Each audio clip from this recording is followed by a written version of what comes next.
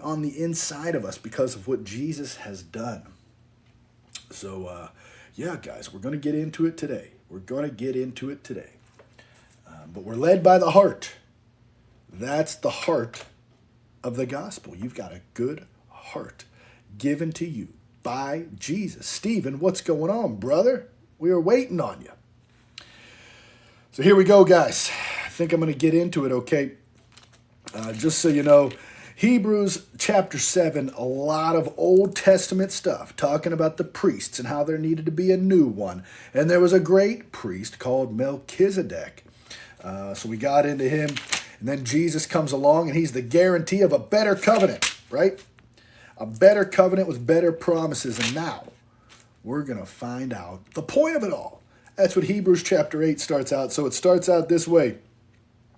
Hebrews chapter 8 starts out like this. The writer says, now the point in what we are saying is this. So he's making a point. 8 chapters in, he's making a point. We have such a high priest, one who is seated at the right hand of the throne of the majesty in heaven, a minister in the holy places, in the true tent that the Lord set up, not man. Now we could really get into this, guys, right? Where does God dwell? In heaven and in you. God dwells in you. Remember, not made by human hands as though he needs anything, but he lives in you. So it's in the true tent that the Lord set up, not the one man set up. And it says, for every high priest is appointed to offer gifts and sacrifices. Thus it is necessary for this priest also to have something to offer. Which priest? The high priest, seated at the right hand of the throne of the majesty in heaven, who ministers in the holy places. Right here in the Mirror Bible, which I cannot recommend enough to anybody, it says this: the conclusion of all that has been said points us to the exceptional person who towers far above the rest in the highest office of the heavenly greatness. He is the executive authority of the majesty of God. And the office that he now occupies is the one which the Moses model resembled prophetically. He ministers in the holiest place in God's true tabernacle of worship. Nothing of the old man-made structure can match this perfection. So you got to imagine, guys. You got to imagine. Moses modeled prophetically. It was all pointing to the reality of Jesus Christ. Everything Moses did was just a type and a shadow of the ultimate. Hey, Emily, how you doing? Of the ultimate with Jesus, guys. And it says here, now if he were on earth, he would not be a priest at all, since there are priests who offer gifts according to the law. They serve a copy and shadow of heavenly things. This is what I was saying. The law, all those written rules, all that kind of stuff, guys, it's just a copy and a shadow of the true heavenly things.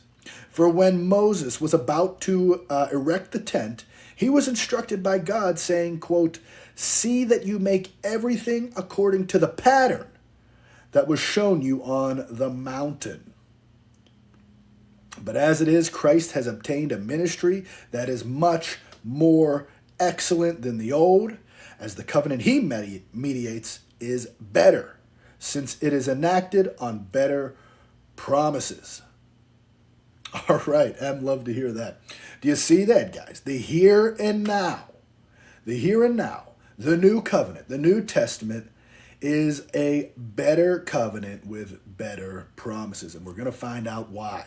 But here's what it says about the old way.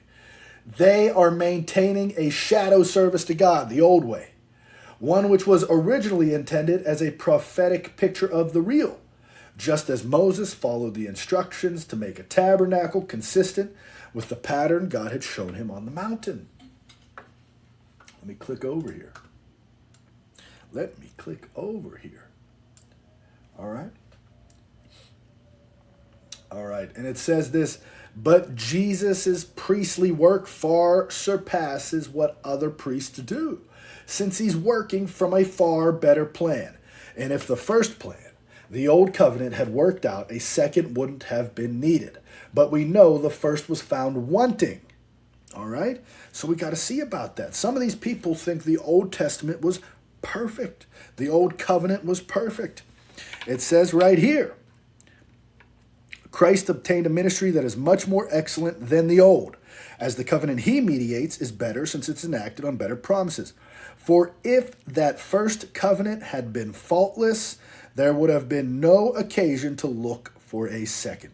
So if the old way of doing things was perfect, no one would have been looking ahead. We would have been fine. Everything would have been fine if that first covenant was perfect. And yet, we looked ahead for a second. And it says in verse number 8, for he finds fault with them when he says, behold, the days are coming, declares the Lord, when I will establish a new covenant with the house of Israel and with the house of Judah, not like the covenant I made with their fathers.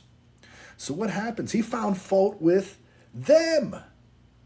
The people, they couldn't uphold their end of the bargain. They're terrible promise keepers. You see that? How often, guys, have you made a promise to God and then you kind of feel guilty when you can't keep your half of the promise? Right? This is what's going on all throughout the Old Testament. They're saying we'll obey everything written in the book of Moses. Moses reads the law and they say, yep, we'll obey everything. And guess what? They don't do it. They fall short. They can't keep up their end of the agreement.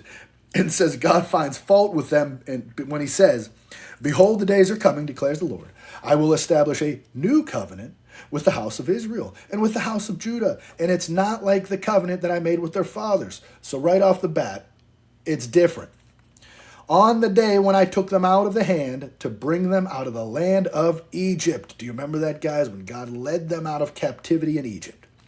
What happened? They did not continue in my covenant. And so the quote here says, I showed no concern for them, declares the Lord. For this is the covenant that I will make with the house of Israel. After those days, declares the Lord, what's he going to do, guys? Here it is, the new covenant, the New Testament. I will put my laws in their minds and write them on their hearts. And I will be their God, and they shall be my people. And they shall not teach each one of his neighbor and each one of his brothers, saying, you need to know the Lord. For they shall all know me, from the least to the greatest. And I will be merciful towards their iniquities, and I will remember their sins no more. When did this go down? When did this get enacted? On the cross, guys, through the resurrection life. He shed his blood, and he brought in a brand new way in which God himself enters in, unites himself in our humanity. Now, his laws are in our heart. His ways are on our mind. He is our God. We are his people. And we don't need to teach people. We don't need to teach people that you need to know the Lord, because they do know the Lord, from the least to the greatest. And he remembers their sins no more. What an amazing new covenant. So much so that it says, in speaking of a new covenant, what does he do? He makes the old one obsolete. You see that, guys? The old way is obsolete. And what does that say? And what is becoming obsolete and growing old is ready to vanish away. Gone. Out with the old, in with the new. You don't mix the new wine with the old wine, you see? There's a lot of this symbolism in Luke as well. There's a new way of doing things with Jesus on the scene. It says right here in Hebrews 8, through the Mirror version,